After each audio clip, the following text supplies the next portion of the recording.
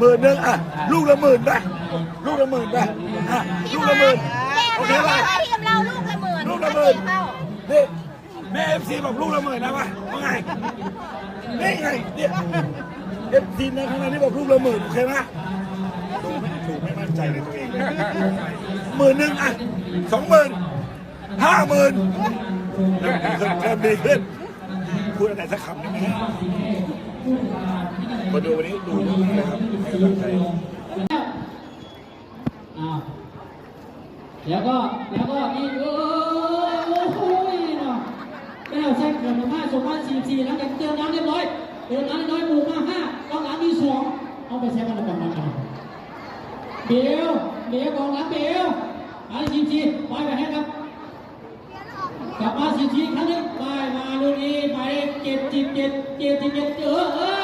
กรรมการบอกว่าแฟาวโอ้ย